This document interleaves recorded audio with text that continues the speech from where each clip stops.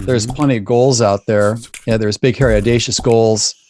There's the SMART goal. There's small goals. There's aspirational goals. There's all sorts of stuff. And the right goal is unique in that it aligns your mind, body, and your soul. And when those three aspects that make us up are in alignment, then it gives us an empowerment to get things done because it conveys a very special type of focus that I call GOCUS. So when we know we have the right goal, our anxiety drops because it's gone through a filter.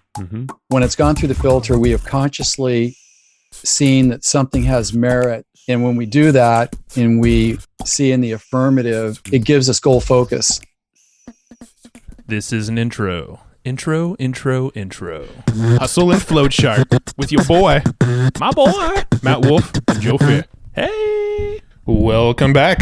Is this thing on? This thing is on, I hope. You hope. Red light means on. Okay. Let's trust the process. Trust the process, as cult leaders would say. What? Did I say that? Did you? No. I didn't hear. I think that was edited in by Jacob. All right. So definitely not talking about whatever was just edited in there with Matt's voice perfectly. Yeah. Matt. Well, doesn't not Otter, what's that other Descript. tool? Descript. It's got a thing where you can actually like type stuff and it'll actually speak it out in your own voice. Creepy. It's Yeah. AI voices, but using your voice. Yeah. I think it's still got some, it's got some time to make it public.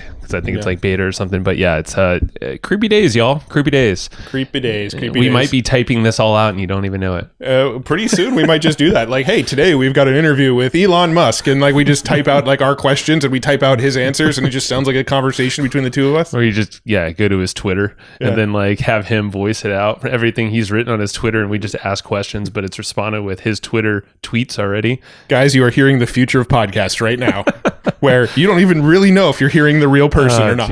I don't know why we started talking about this. Why I do know, but it's because you and I are getting more and more conspiratorial every day.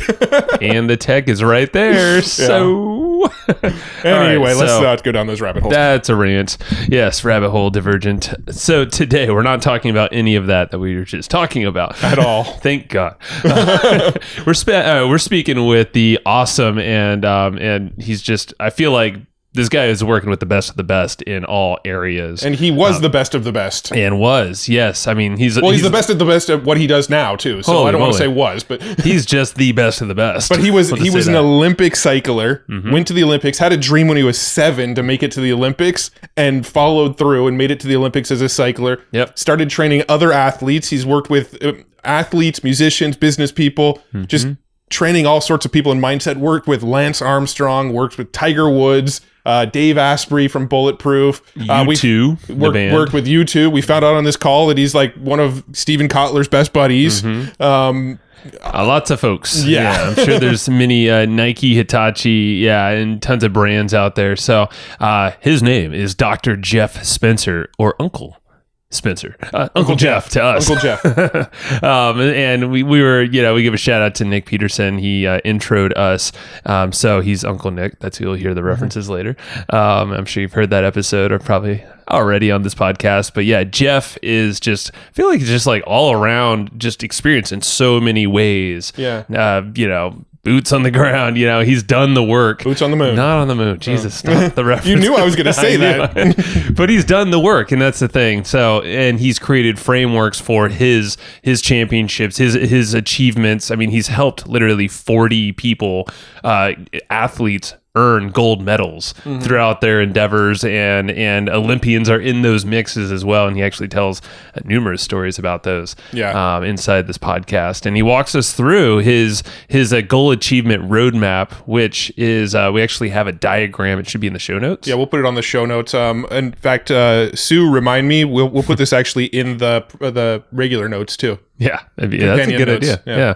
So, if you go to the show notes, you'll find all that stuff. And of course, you want to get the notes. I mean, you get that. There's opt-ins everywhere. Or just go to hustleandflowchart.com/comp. Yep. COMP. And I would say in addition to that, so get the notes because they're going to be different from the other thing. hustleandflowchart.com/comp. There it is again. Jeff's website is beforeyouwin.com. That's beforeyouwin. Yeah, you put up a video there for you. So it's kind of like, I would highly suggest you get both of those. It's kind of like a great foundation. So you're going to get the model that we're talking about. You're going to definitely get the notes. You want to get those.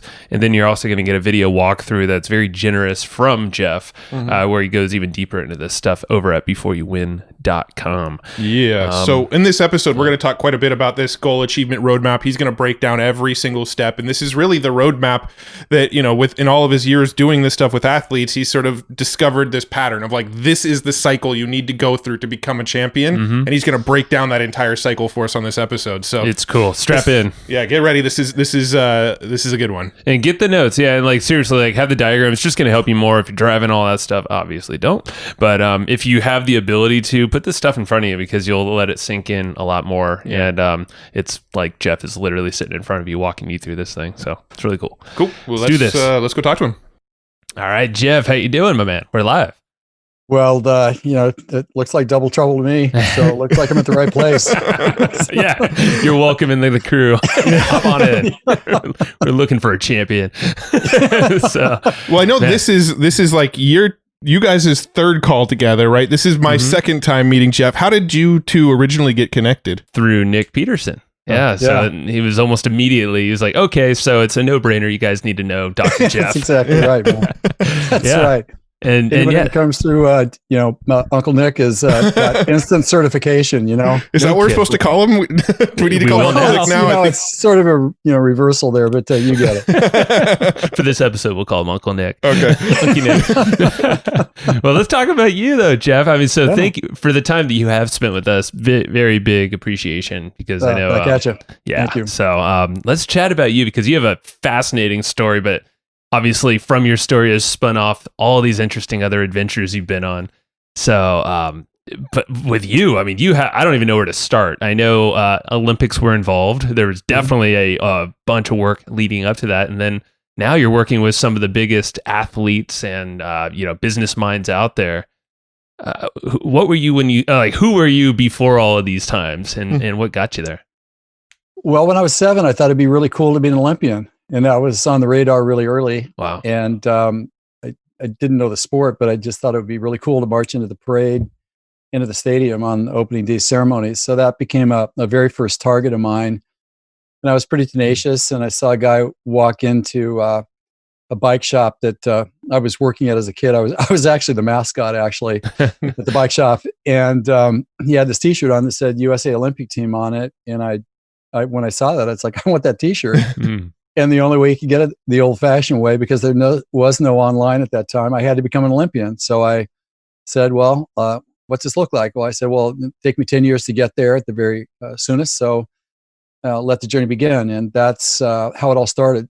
I think it's important to note that, how we show up and what we do does have impact. And I am always mindful of the fact that whether it's a podcast or just a trip back to pick up the paper, somebody's always watching, somebody's always listening. So to always take the high road every moment to call people to the biggest game possible.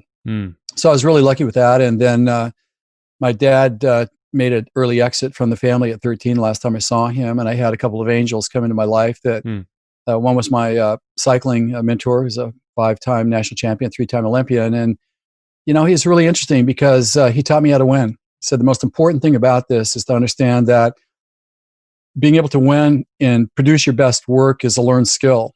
It's not an accident. It's not about trying harder. It's an applied skill. So let me show you how to do that. And we did that. And then when I was 18, 3 years away from my Olympic target, with no guarantee, I might add, 7 years into it with no guarantee I'd make it, I entered the University of Southern California, where I studied sports science and eventually got my master's degree from there.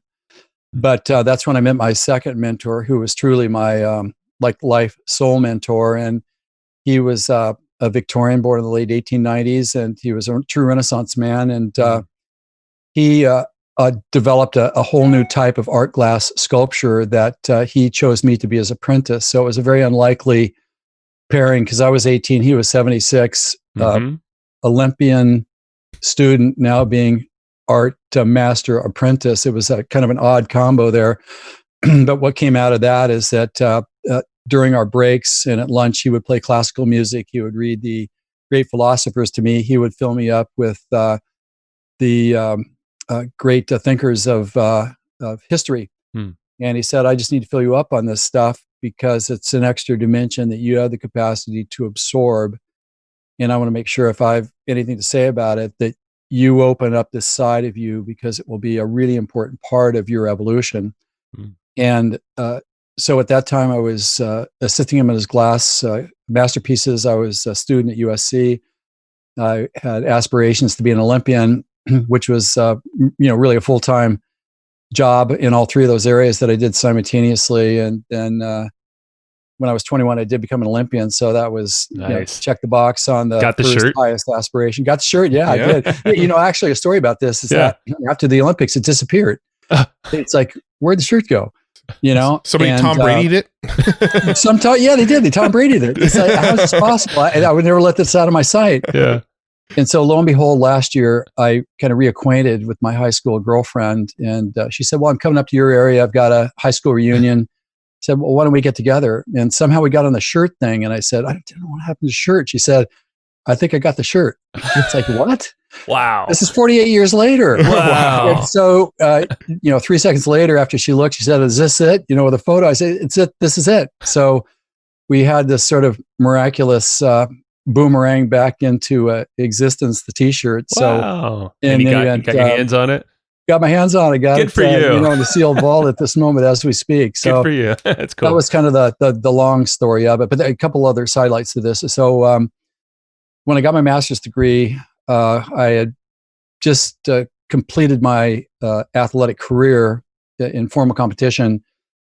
And at that time, then athletes came to me. They wanted to win gold medals and make a bunch of money as pros. And business people came to me and said, well, I have to be my own champion. You must know something about that. Can you help me become my own champion? And so I helped them both show up and do what had to get right to manifest their talents to get the spoils of their aspirations. And that order is really important because it wasn't about technical sides of the disciplines.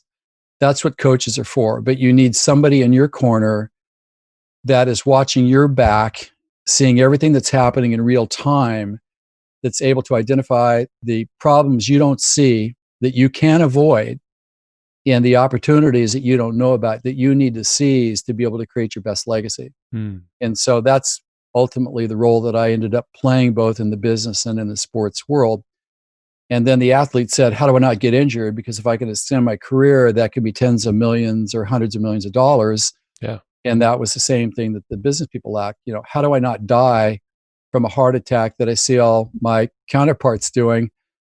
So I decided to go back to chiropractic college, which I did. And I was able to then have a licensure to help them stay well and avoid injuries. So with that kind of three-pronged, so you know how to perform at your best. Yeah, as an Olympian, it has to be in your DNA. You have to have lived the experience if you're going to take someone to the rarefied stratosphere of personal performance. It's not like you can just read books about it and be it. It's not possible. And so I had that going. I had the academic side of it because of everything that I did at USC with the sports, medicine stuff. And then with the chiropractic licensure, there was nothing that I hadn't seen. So people in sports business and entertainment recognize that I was like 10 people in one. And I could craft their path forward, but I could also control the path knowing how much of what needed to be there because it wasn't just an assembly of experts all putting in their input, but nobody orchestrating, is it too much or too little? And so that's how I got to work with Lance at all 7 of his tour victories. I've been on Branson's Island, been with U2 on tour backstage, working on the crew, working on the team, the band and stuff. So that's kind of the genesis and how it got there because it's all about performance. The specifics of it, you can get the guy to tune your guitar. I don't know anything about it, but I can help you get on stage and do 131 concerts in a world tour over the next 18 months and make sure that you survive it. So that's kind of how this whole thing came to be. Wow. Yeah, that's a hell of a story because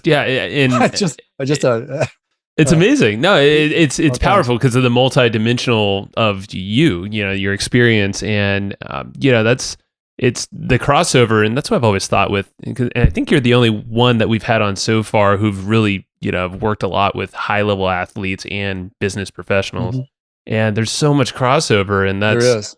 that's what I've always wanted to kind of get the athletic side, the athlete's mindset, and how we can apply that here, because I think there's a lot to learn. And I know you have a whole blueprint, built on back of your knowledge.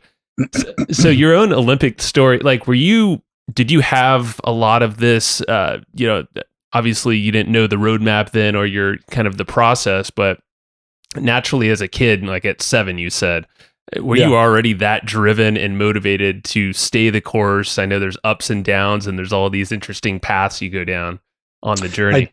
I did. I have the self-start gene, and I'm curious, but I'm not reckless, and I'm not a thrill seeker for the sake of novelty. When I get called to something, I show up for duty and I get the job done, whatever that is. So it's a bit of a different way of doing it. Rather than choose a target, I let the target choose me. And I know what it feels like to experience a calling, and I know how to answer that. And I'm fearless when I know that I'm called to do that. For example, we adopted our daughter 11 years ago from Colombia at the age of 10. I was 58 and people thought I was crazy just because of the risk factor to that. And I was also at the height of my career. And, but I kind of knew that I had to do it. And I feel that I'm honor bound to honor the privilege of the insight to do things that I'm called to do. And I found that it takes a lot less energy to do. Where it gets tough is when personal ambition gets in the way and we get disappointed. We think things aren't going fast enough. That's pro-aging, accelerated, so to speak. So that's kind of the driving force behind it, and the kind of presence of being that I bring to it. Yeah, and it sounds like because this reminded me of probably one of the sessions that you and I chatted about it's you're letting the target find you, because it seems like you're more in the flow in that sense. Then there's not a lot of friction. You're probably supported by other factors around you, people or systems. Are there ways to help people identify those things? Because I feel like as entrepreneurs, Matt and I know we are, with the amount of people that talk to us on these podcasts. There's so many opportunities out there. And I feel like even now the world has changed a lot. I'd argue there's probably even more, to choose from, and different, of course. But how, what are some filters maybe we can chat about that help you find the right thing to actually sink in on? Well, you said the magic word, right. And in the champions world, and I'll not say that that's business, sports, entertainment, life itself. But the key thing that all the prolific achievers they want to make sure they have the right goal first. There's plenty of goals out there. Yeah, there's big, hairy, audacious goals.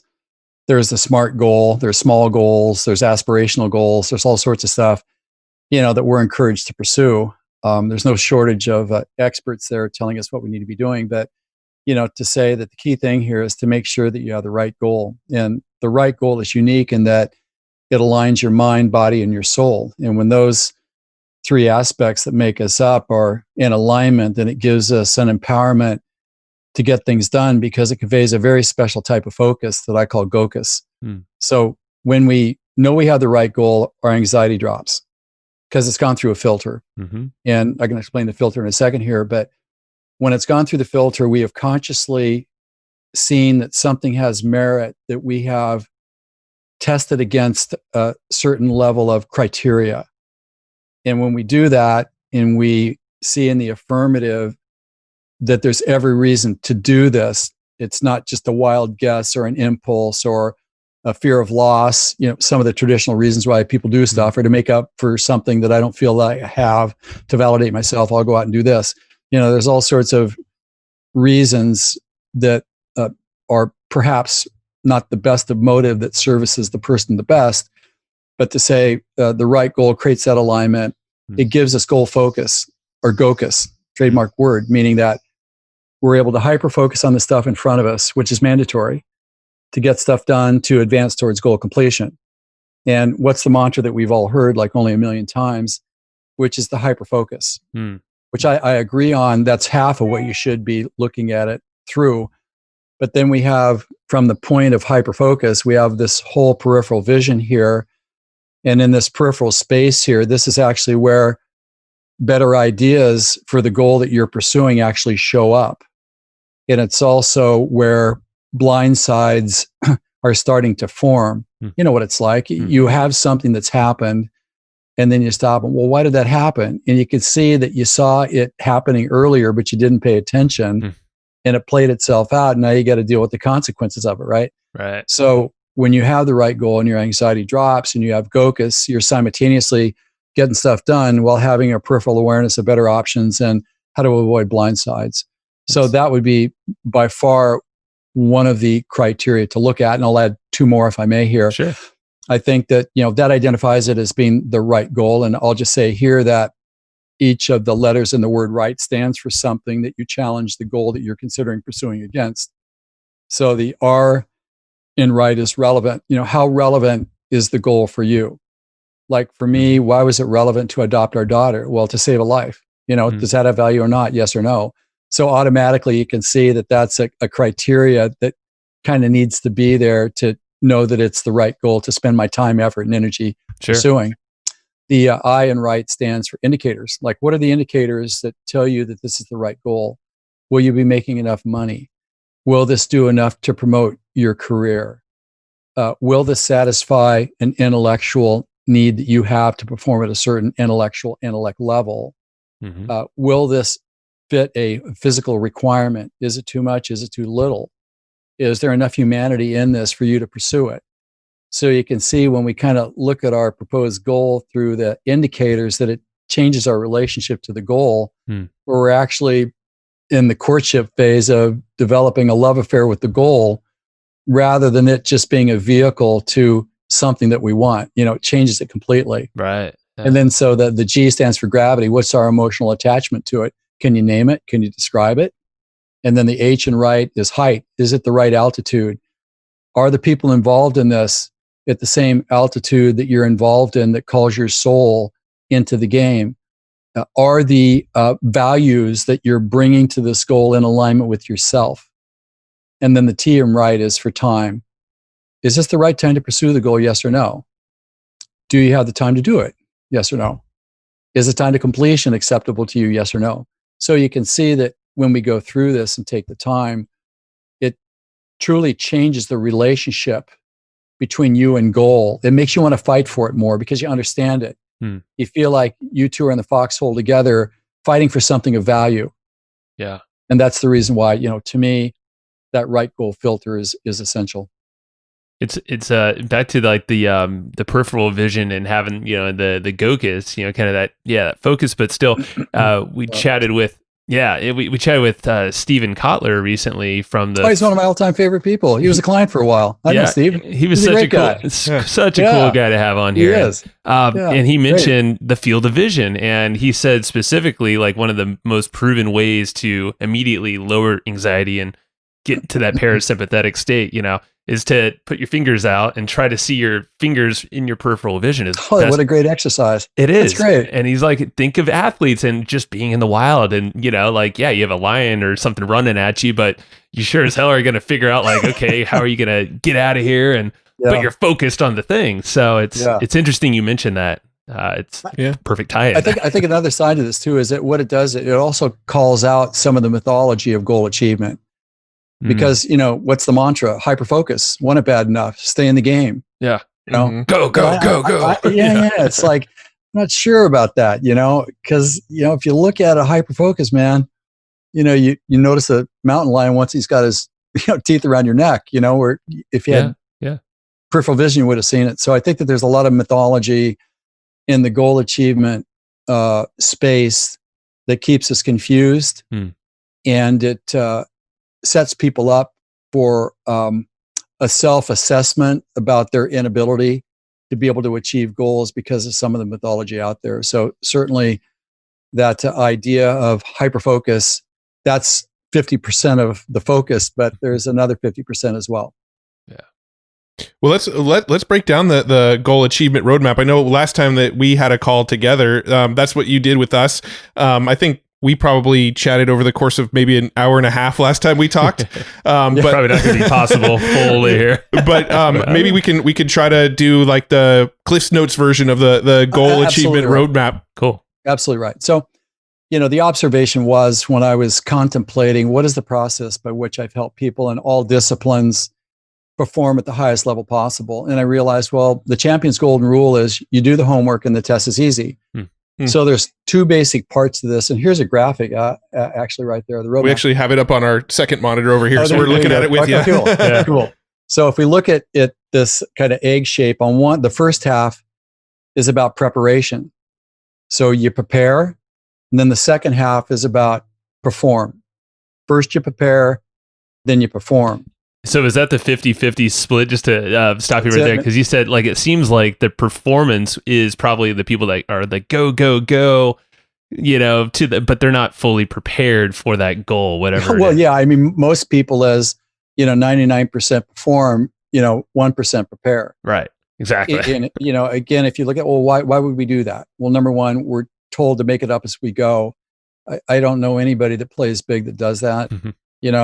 They want to make sure, because it's like if you're not prepared, your anxiety is up because you're not prepared. If your anxiety is up, you're not making really good decisions. So I would say, most people aren't adequately prepared, and they're not, because there are 5 steps that history has revealed are important for us to confirm that we're prepared. We need some objective truth serum against our presumption.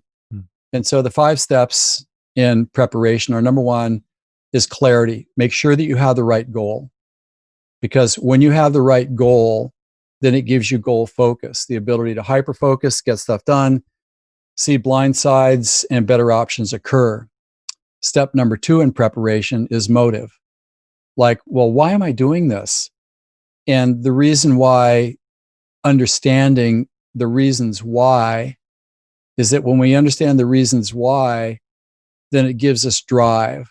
It gives us kind of an emotional energy to stay in the game, to actually achieve the goal. For example, a friend of mine lost his job in the 2008 financial crisis. Mm-hmm. He needed to take care of his family. That was his motivation, a way to which they were accustomed. So he said, okay, I build hot rods as a hobby, so I'm going to build a car that's so exotic, Jay Leno's going to hear about it, and he's going to buy it for $500,000. Yeah. And so 7,500 hours, 2.5 years later, the tank car was ready. He took a car engine out of a tank, built the tank car around it. Jay heard about it, bought it for $500,000. And now he builds a car every couple of years. He's having a great time in life. So really understanding why we're doing what we're doing from an objective standpoint gives us drive. And any goal of any significance does require drive, but we need to know we have it to be confident and show up and get the job done. Mm-hmm. Step number 3 is impact. What's the impact of my goal on myself, on my legacy, on others, and the world around me? Why that's important is that when we see the ripple effect and the potential to help others play a much bigger game, to create a bigger legacy and have a better life quality, then that gives us purpose. It gives us a steadfastness to show up and pursue and achieve the goal, because we know it's just not for us, but it's going to help others as well. Step number 4 is mindset. And when we talk about mindset, and notice that all this is before we actually start pursuing the goal. This is all in the preparation. When we talk about mindset, we're not talking about willfully mowing down anything in the path. We're not talking about gratitude journals. We're not talking about affirmations, and we're not talking about positive thinking. In this instance, the mindset we're talking about is, do we understand that our human nature has 2 mentalities? Part of us reacts to life at high speed, almost faster than we can think, which is a survival response to a set of circumstances. We also have a side of us that I call the champion's mind. The other one's the human mindset, because it's fixed in biologic. We can't shut it off. And the champion's mind is a conscious side of us carefully selects historically proven actions that will advance us towards goal completion. And by following those, that allows us to create a life of excellence. And so our human mindset and our champion's mind have different messages to ourselves. So, for example, given an opportunity, your human mindset may say, what do you stand to lose here? So you get very defensive. You start to crawl in the cave. You get cold. You don't want to share. You can't create greatness from that. The champion's mind would say, given an opportunity, what do I stand to gain? It's optimistic. There's plenty of room to share with everybody. Let me support you to get to your bigger. I'm warm. I'm prosperous. I've got oxygen in the lungs. I really want to do this. And why having the champion's mind is important is because many times it's contrarian to contemporary thought. So we have to take action despite our kind of apprehensions. And we call that courage. Having the champion's mind gives you the courage to do what has to go right when it has to go right. Then we have step number 5 in preparation, which is resources. Do we have the time and the energy? Do we have the skills and knowledge? Do we have team? Do we have materials and other resources? Do we have a map? And so once we have enough of, let's say, the fixed goods in the inventory, then what we can do, if we vetted the previous 4 steps, we can trust our preparation. There's nothing left to do other than now push the green go button. And so once we're ready, we push the green go button. We have 5 steps in the performance side, the second half of the roadmap. So step number 6, the first step in Division 2 performance, is what I call, what is it? Is it's the green buttons, the start. Yeah. It's start. Yeah. Sorry, I just blanked out. That's start. Okay. Yeah. And the reason why start is important is that most people think, well, I prepared enough here. Yeah. And now I just need to perform. I know what to do. Not true. Yeah. Because if you're prepared, but you don't have a deliberate start sequence, you can trip out of the gate. And if you trip out of the gate and bungle it, then all of a sudden you're off to the wrong race because you're already in last place. You're never going to get there. So having a very deliberate starting procedure that allows you to have an early victory that I call liftoff, that you can point to and say to team and everybody else, our preparation was adequate and appropriate because now we've met this liftoff criteria, which is great. Yeah. And then so step number 7 is what I call the honeymoon. And the honeymoon is that point after we've scored our liftoff success, where everybody's still all excited and everything, but all of a sudden, what do we know about honeymoons? They all wear off, right? Yeah, eventually. Yeah, right. So now we're in the, the mope zone. It won't. Yeah. Yeah. And so we should anticipate that happening because it's actually demonstrating that we're actually making progress. Yeah. Real quick question. With the liftoff, what would be like an example of a liftoff, maybe for an athlete and for a business? Yeah, sure. So for me, an athlete, an Olympian, I was a kid that wanted to become an Olympian. So my liftoff that told me it was real and told everybody else it was, if I want to race in my city, it's like, he's really serious. This is demonstrated. Gotcha. Well, let's say you got the space shuttle. Well, the space shuttle is throttling up on the pad. Okay, now that it's 50 feet off the pad, this is real. Yep. And so let's say for a launch, right? You push the green button on launch and everything. And then all of a sudden the Geiger counter starts and you see, okay, we're at 100. Now we're at 200. Now we're at 300. Yeah, this is for real. So, pop the champagne bottle. Yeah. And then honeymoon stage is probably happening probably right there. Like, this is so exciting. That's what cool. I mean. Let's go out and spend money on everything. We're there. What sort of a Bentley color are you? What are you getting? Exactly. After a product launch. I mean, that's another thing. Like to take it to entrepreneurs. I know we've known collectively, probably all of us, you too, Jeff, is like, someone does a product launch. And then, you have this big spike in cash, but Right. then what do you do? Like, typically, they're not going to withstand it because they're honeymooning, probably buying the Bentleys. Yeah. And they're not supporting it with the what's to in come the marketing your roadmap. world, we have what we call marketer math, where somebody might make $100,000 off a launch in 1 month, and they'll go, "Look, I have a $1.2 million business." Yeah, right.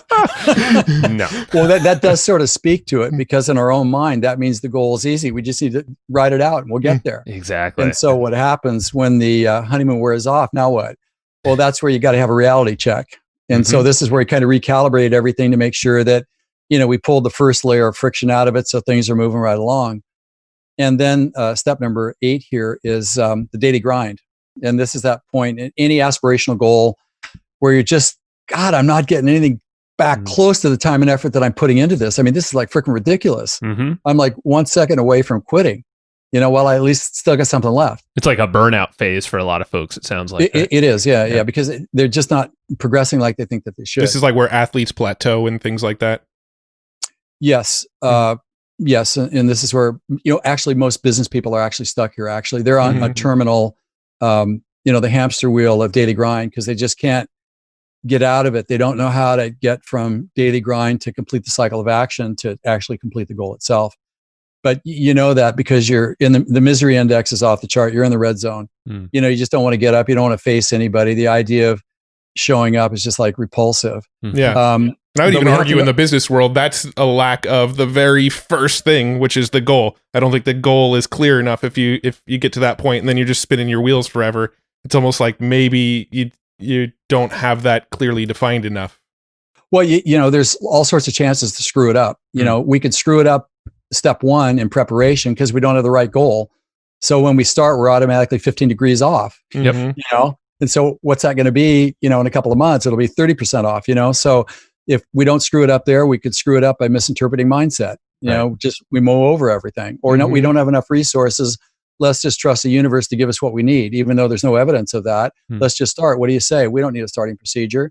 So there's all sorts of ways that you can absolutely screw yourself up. But in the model, we kind of use it as a truth serum against our presumption to make sure that we're held in reality against the criteria that reaffirms where we are, so we can't wiggle out of it. That's the value of this. That makes sense. So if we get through the daily grind, and there are some very specific procedures and processes that are in the curriculum and the course that I've put together that helps people identify what that is and where they are and how it can be personalized for their needs, then eventually you get to a place where you actually believe that you can do it. If you stay in the game long enough for the right reasons and don't quit in the daily grind, you get up one day, you can believe it. It's like, hey, he's no smarter than I am. If he can do it, I can do it. And that's a really important milestone. It's pretty wild, when you can achieve that point and you realize you finally, it's more like an understanding, like, oh, this is the race that I've wanted to be in, or I thought I was trying to get to, but exactly, oh man, I'm here and I'm owning this like I meant to be here for it. Yeah, and the truth is you are, because you premeditated everything in advance, not like a straitjacket, but you set the tone of the path to then be able to make the micro adjustments en route that carry your momentum forward predictably. And I love that, because I think everybody should get the results of their efforts and their intelligence in doing this. Yeah. So then the next step after the daily grind, step number 9, is breakout. And this is where we go from believing that we can do it to knowing we can do it. And this is by identifying another target that would be the equivalent of the goal, but not the goal itself, that tells us and team that we can actually do this. So for example, for myself in athletics, at the national championship, I knew that if I beat an existing Olympian or the national champion, I could become an Olympian. It didn't make me an Olympian, but it told me that I could. And that's how I developed the knowing that I could do this, because I did beat the national champion and I was able to do that. When I was working with Dave Asprey, as the voice inside Dave's head at Bulletproof, I said, Dave, this is going to work, but we got to go from believing it can work to knowing it can work. What do we need to do to make that happen? Well, we need inventory to meet the demand, and we also need the right qualified people and leadership to be able to deal with this velocity that we're now finding ourselves in. What's that going to take? A couple $1,000,000 or whatever. So the money was raised. And once the money was raised, then we went from believing we could do it to knowing we could do it. And then Dave just needed to keep things moving forward as planned in step number 10, which is finish the job by not screwing it up, not trying to race too fast to get to the finish line, not being too careful and going too slow. Both of them carry equal hazard. Dave was aware of that, was fastidious to the pacing of it, and now Bulletproof has become what it is. Wow. So those are the cliff notes of the 10 steps of the Goal Achievement Roadmap. There you have it. That was fast, actually. I was impressed. Can we share this image on the actual page where people are listening to the episode so they can of course. Okay, cool. So we'll share it so you can sort of visually follow along over on our show notes page. Cool. And Yeah, also, for sure. before we get too far, how do people get to the course? Because I know you do have a deeper dive. If people want to do that, shout out the URL if you can. Yeah, for sure. Actually, there's a video that I'd love them to go look at that gives them a nice introduction to it. It's very generous, actually. Yeah. That's www.beforeyouwin.com. We win. Okay. Just pop that in there. That'll take you to a place to get a PDF, which is called How Not to Blow It Just Before You Win. That's something everybody should look at and study carefully. And the reason why I'm providing that is they have something to look at while they're waiting for the information to be sent to them to be able to go to the link to be able to gain access to the video and the course itself. Yep. Cool. Thank you. Yeah. Before you win. Thank you. Before you win. Yeah. So going back to the Goal Achievement Roadmap, with the finish line, what does a finish line look like in business? Like the Bulletproof example, like, in my mind, when you have a business, like, is there really a finish line? You're just trying to grow the business. How do you define what a finish line looks like within a business, like something like Bulletproof? Well, you have to decide that yourself. I mean, that's something that people would decide, like, let's say $100 million. Okay. Maybe it's 10 million. Maybe it's just to bake a cake, get the cake out of the oven with the icing on it to present it, at the birthday party.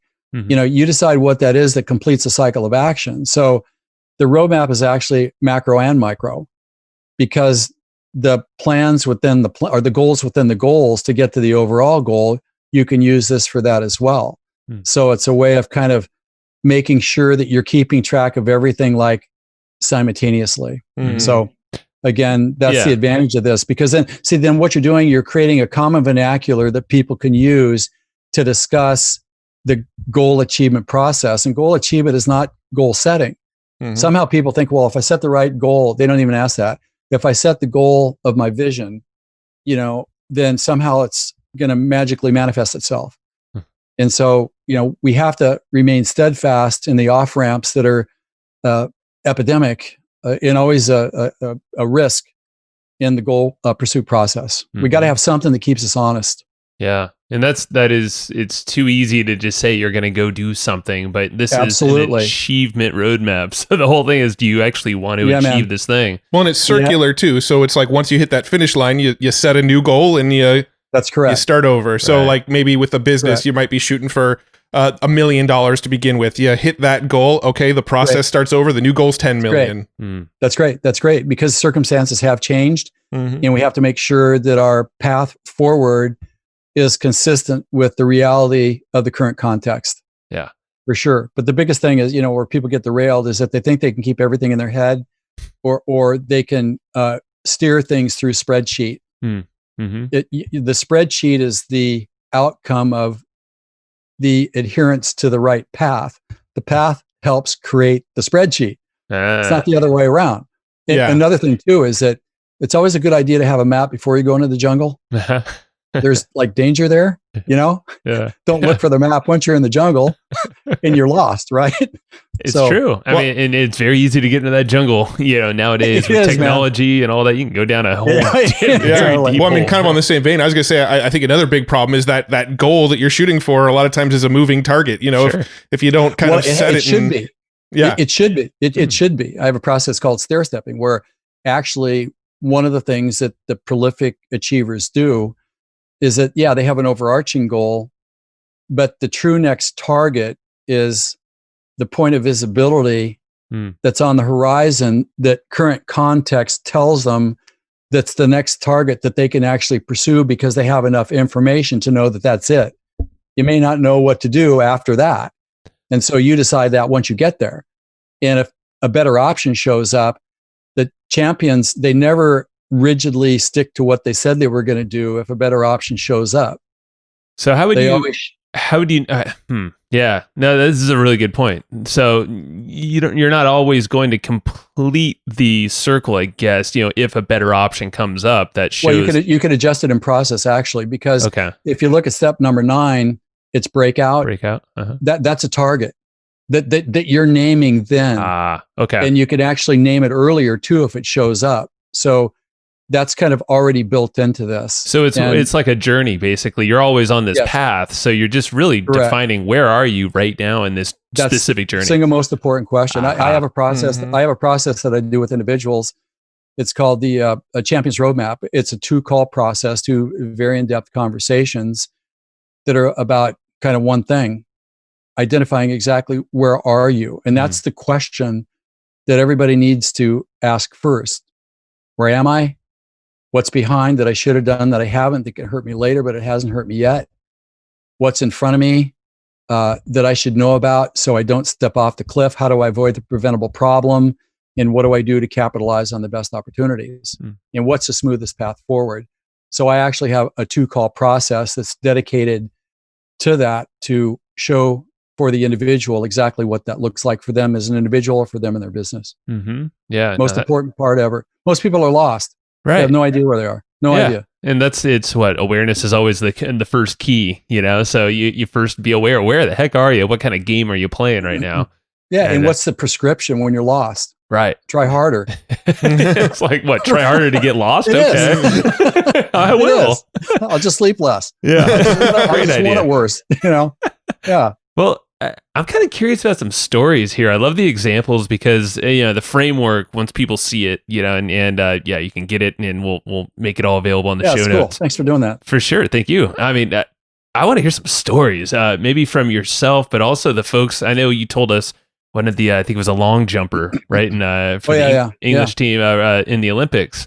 And he experienced, this is what best in the world.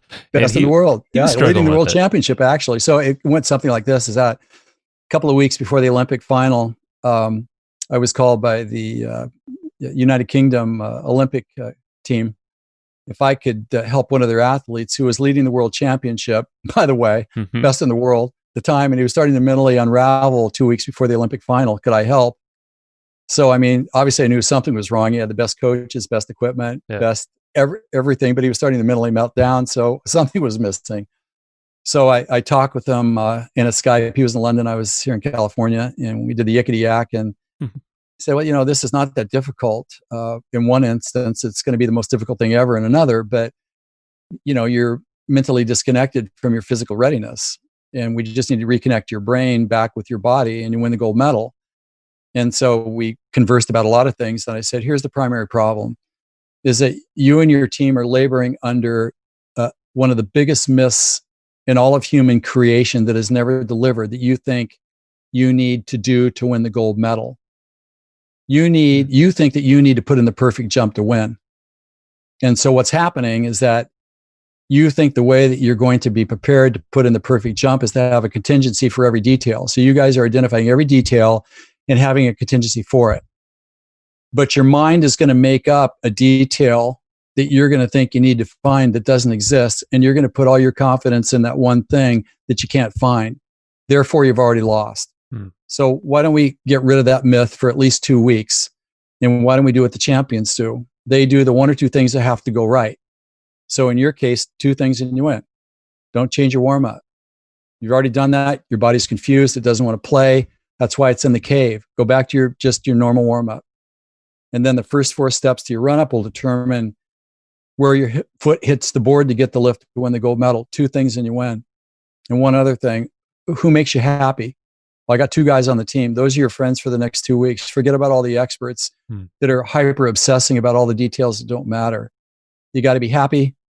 2 things, you win. Boom, presto, gold medal.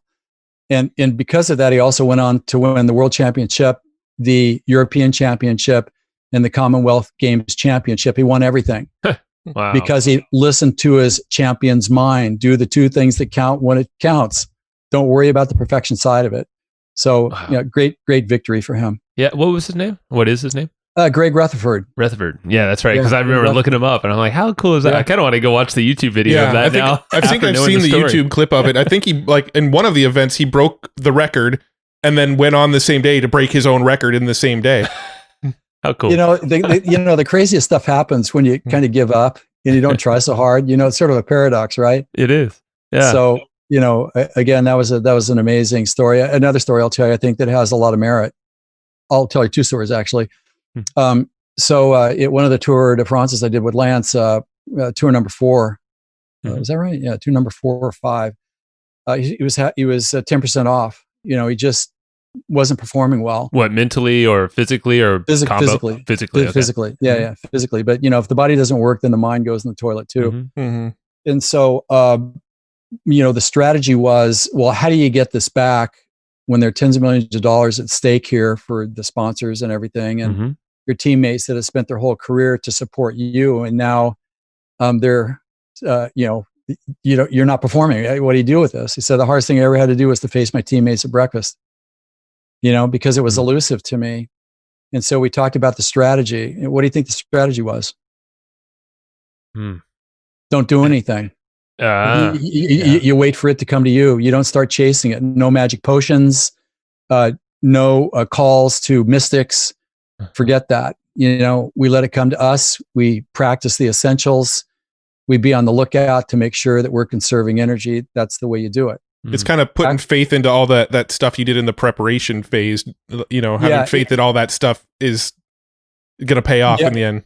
Yeah. Well, it's faith in something tangible that's been vetted. It's not open faith against nothing. Yeah. It's an open faith against what you've already proven to be true, is what it is. And that's why preparation is so important. Because if you haven't experienced and you haven't vetted, you're not going to believe it. And that's why people that don't do the right vetting, as much as they say it doesn't bug them, it does bug them. You can't tell me it doesn't. In 1% off can be the 1% difference between success and failure. Yeah. That's why we need people in our lives that can help guide us to learn the skill through its application. Well, there's something this reminded me of. I started going through Uncle Nick's course, one of them for bumpers after we had him on the show here. Yeah, and that's cool. Yeah, and I highly recommend it to everybody on here. Yeah, and I know you guys are working together. So, yeah, it is. Fantastic book. And there was something I think it was his very first video, and he talked about how when stacking systems or stacking things or your focus on things. You mentioned a couple examples ago. Focus on the one or two things, and be happy. Like cut out all the rest. And he was talking about how if you start stacking things, your percentage of completion or achievement or whatever goes down the more you stack. And systems like technology and all that stuff, they're typically the most reliable. They're about 90 something percent, 90, up to 99, maybe nothing's perfect. But then the human behavior is that's the X factor, 60% or something. That's the X factor, man. That's the X factor. And that's the interesting thing. I was like, okay, you stack one or two things, cool, your percent and your behavior, you're probably likelihood following a goal achievement roadmap and all this stuff, pretty good. But then you start focusing on everything and your behavior. That's a human mindset thing. So if your human mindset will tell you in times of crisis, like it did Greg, you got to be perfect. There's no evidence for that. There's every evidence against it, but you can't believe it. You're believing your fear-based human instincts. You're trusting your human nature. You don't want to be human. You want to be superhuman. You don't want to be natural. You want to be supernatural, which means that you have to make choices that your average person wouldn't make, because the choices that most people make are reflexive. They're things that are common to the human's fear-based survival impulses. That's why we need something outside of that self to show us what to do when to achieve our goals consistently, predictably, and repeatedly. And that's what my practice is all about. That's what my Table of Champions small group coaching is all about. That is what my Champions roadmap to call process is all about. That's my DNA. Yeah. Is calibrated towards that. Seems like this is why also Nike probably has their slogan as "Just do it." It's like just trust, like as long as it's the wrong thing, the right thing that's the right been thing, vetted. of course. Yeah, If it's the first impulse, I'm not sure. We've all said that thing that sounded so right when I was going to say it. Yeah. So once I said it, whoops. Didn't vet that one. I take that back. I really didn't mean it. Really. Yeah. But it's an interesting thing. Like the mindset, I think, is a lot of that preparation that people just stumble over. I mean, and I know you focus a tremendous amount. You have a whole breakdown of comparison of the human and the champion mindsets. And it's things like what you just said, focus on less, trust yourself, basically get out of your own way, and it is like, if I want it bad enough, it's going to happen. I mean, that does sound right, doesn't it? But it doesn't work. You could run it as bad as you want, but if you don't have the skill to execute it or create it, it isn't going to happen. So we have this prolific library of myths that sounds so right that delivers so wrong. And that comes from our human mindset. It comes from our human nature. Yeah. It feels right. Well, because it feels right doesn't mean it is. So we need some reference point to refer to with some assurance that we can, with certainty, do certain things to get to where we want to go. So that's my whole existence, is to help people with that. Yeah. That's so cool. No, this is more just sort of feeding my own curiosity. There's probably not going to be a lot of takeaways, but I'm kind of curious. How did you get connected with people like Tiger Woods and Lance Armstrong? Like, how did people like that come into your life? It's all kind of incestuous in that the top knows the top. The musicians know the athletes know the business people, etc. And they're a very exclusive group that is very cautious. They don't, if you think a good coach is expensive, try an amateur. And it's like, because of the public nature of their personas and things, and because of their needs are extraordinary, people think that they've got life made. Well, most of them have like 10 lawyers that are fighting lawsuits where people are suing them just to try to get money. I mean, it's terrible. I mean, the complexity of it is like 1,000-fold that most people have to deal with.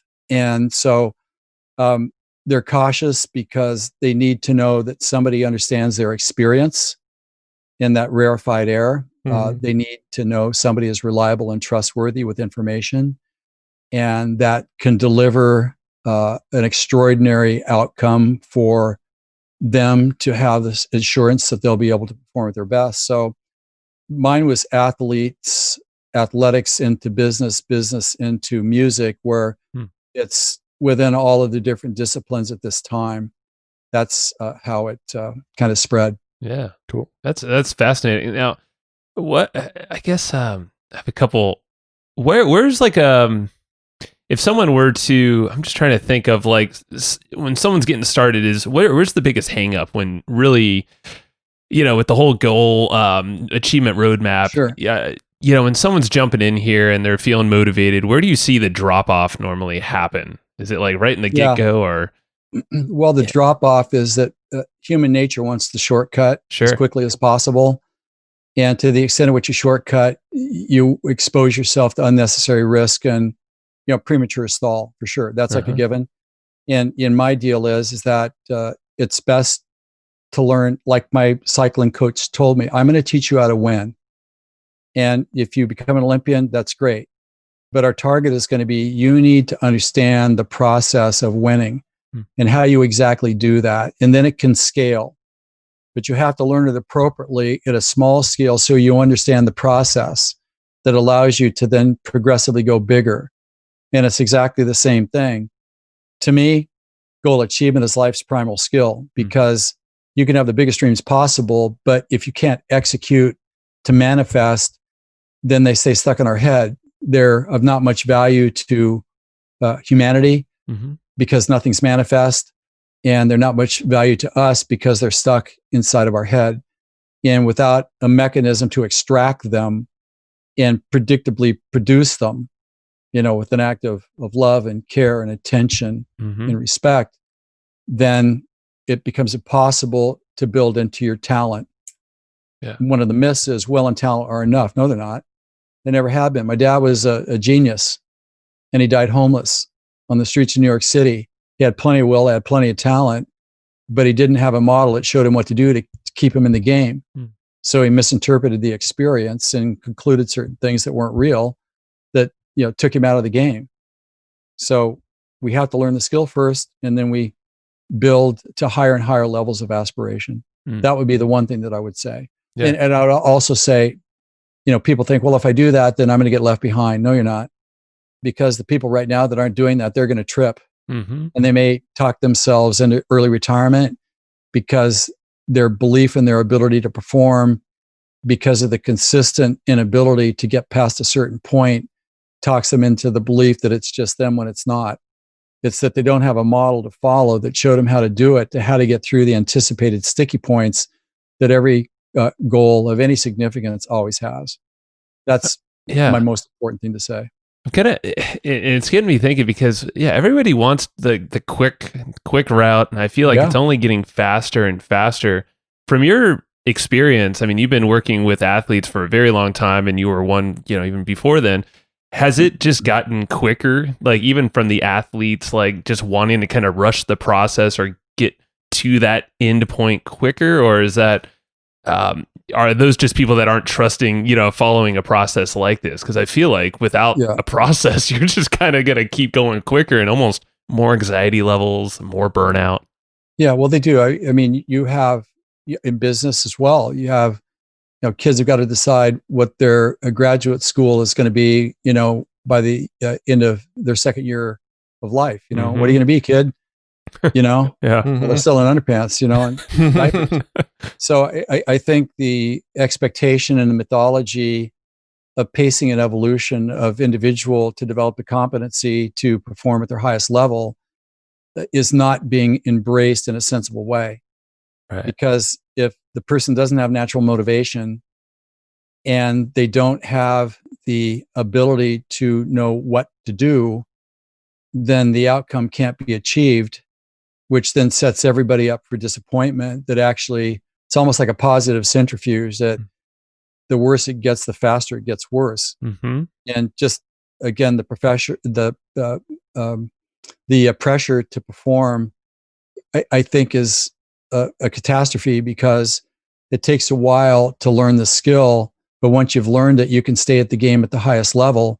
I'm not going to say indefinitely, but you can stay in the game as long as possible to produce your best work. But if an athlete's injured too early because they're pushed too hard by the parents or the coach too early, and they think that they're actually getting an advantage by doing that, that's mythology. You're setting them up to fail mentally.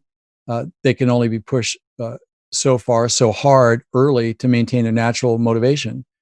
So I think the whole idea of pacing of this, and what are we solving for here?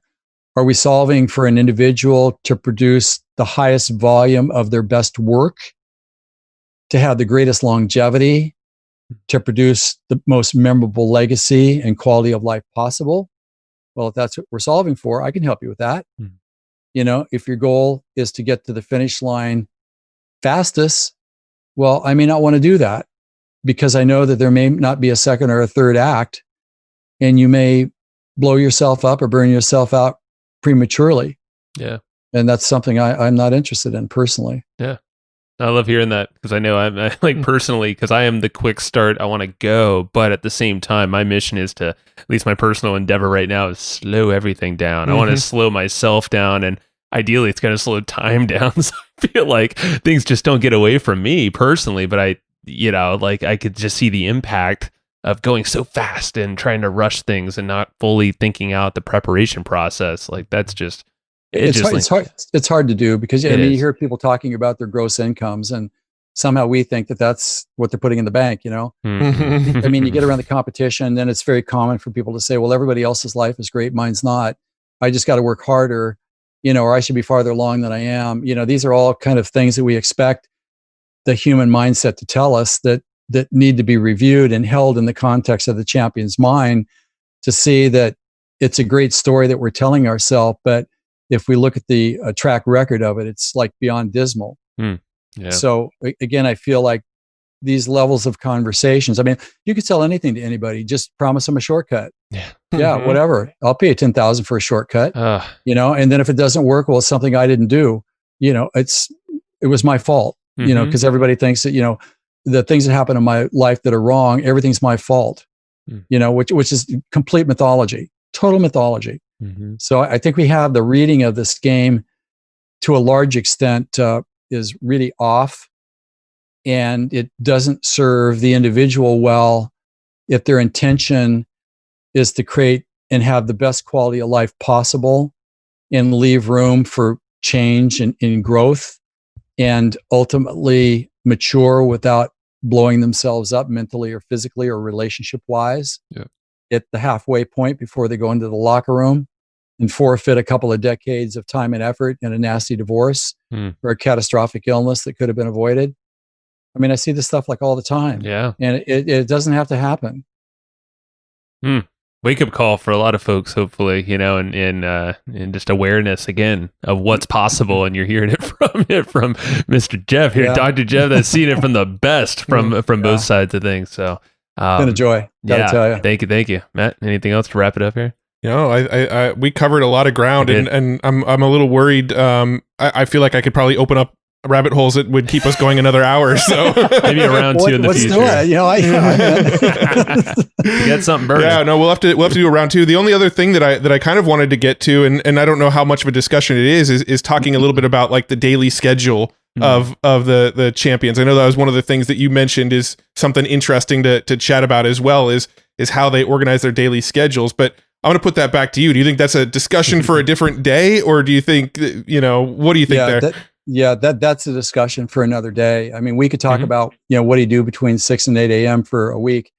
So I think, again, to pay all due respects to that, that's probably better for a second conversation. You know, sounds good. That. Let's do that then. Yeah, there's a lot to chew bite from this one here. So, so beforeyouwin.com is definitely, everyone should go there, and we'll link it up in the show notes. What's a book or something that you find yourself referencing often or recommending to your clients and folks that you really admire? As far as a book? A book or something that you just come off, you know, like you tend to go back to all the time because it's so dang good, or recommend it. You know, I feel like I'm a broken record. I don't know if you remember what records were, but there were things that turned around. You scratch them, right? You go, wiki, wiki. Yeah, you remember those things? What is that thing? That's what DJs use. My daughter said, "What is that?" She's a little younger than us. just a couple things I'd like to say that I think are probably better said and remembered than anything. To me, this goes back to my daughter, who we adopted. She came from the worst environment you could imagine. She was in Colombia. She was 10 at the time, and she was exposed to human cruelty that I could not, to even think about it, gives me the chills. And the thing that I would say is that had people shown up differently for her, she wouldn't have this burden that she didn't ask for to deal with. To what extent it can be transcended is still a question mark. But to say that every moment of our lives, we have a chance to create impact. The guy that showed up wearing the Olympic t-shirt called me to the Olympics. He probably doesn't even remember it. You know, to him, it was just another day. But it changed my life trajectory forever. And everything that we say, everything that we do, how we show up does speak to people, either visually or through the spoken word, that will say something to them. And I, with all my heart and conviction, know that for me personally, that I'm honor bound to produce my best work, to honor the privilege of a pass through this dimension on this planet. And that's part of how I honor it. And when I perform and come from my best, it also says thank you to my friends and my family, my coaches, my mentors, my cornermen, my peers, my friends that were like always there, that gave selflessly to them. And when I do something that's of significance, it's on their shoulders, and they deserve to share in that. And I want them to know that. And perhaps the most important reason why living a life of extraordinary excellence is important is because it shows other people what's possible. You look at this world right now, it's gone insane. It's gone insane. Where everything that makes us distinct has been like stripped away. There's 7 billion people on this planet right now that's all capable of doing something unique and distinct to contribute to the human experience. Just imagine a life like that, where we're doing our best work to honor our talents and our presence of being in others and supporting others to do the same. It would be a completely different world context that we would have rather than what we're experiencing at this moment in time. And I would say that the most important decision anybody can make every day before they start engaging people is to decide how you're going to show up. Again, never underestimate the value of a word spoken, your presence of being, and the things that you say to others that you don't even know who's watching that could change their lives forever. So that's the thing that I always think about that's first and foremost of highest significance. It's good for everybody. It's also good for me. I don't want my humanness to be the place I come from. I want to be superhuman, not for my own sake to showcase me, because that doesn't mean anything to me, but to be a beacon for others to see a possibility of what one can be and how they can live and the rewards of taking a particular path. And to me, thanks again for the opportunity to be able to share that with the team. That was amazing. That was beautiful. Powerful message. And I think that's a perfect place to go ahead and wrap this one up. And thanks so much for spending the time with us today, Jeff. I really appreciate it. Thanks again. Joe and Matt, thanks again for everything. See you next time. Next time. Bye. Thanks so much for tuning into that episode. I hope you dug it. I know Joe and I dug it. I actually kicked Joe out of the room. He's not here right now because I wanted to tell you about a tool that I really, really dig. We use it in our business. We recommend it all the time. It's called Easy Webinar, and it's a tool that lets you do live webinars, automated webinars, hybrid webinars, and, pretty much any other kind of webinar if there are other kinds of webinars. But anyway, this tool is kind of like your all-in-one, do-it-all tool for anything webinar related. It's Easy Webinar. It's put out by a dude named Casey Zeman. He's been on the podcast. If you haven't listened to that episode, it's a killer episode. He's a really smart dude, but his software is amazing. It does everything. It's, the title tells you exactly what it does. It's an easy webinar platform. And we use this in our business to run automated webinars all the time. We don't do a lot of live webinars these days. We like to do the kind of automated webinars where somebody can register and then they can either watch it like 15 minutes later or they can watch it the next day, but it's just kind of always running. And it's a system that helps us make autopilot sales off of our webinars.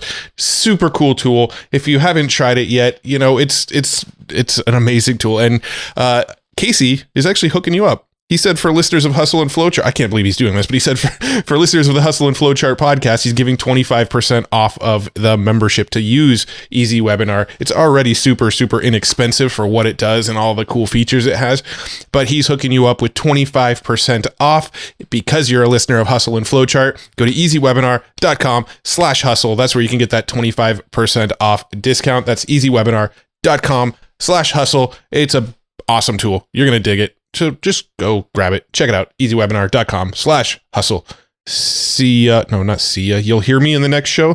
I don't know how to close these things. Go get Easy Webinar. Talk to you later. Thanks everybody for listening to this episode of the Hustle and Flowchart podcast.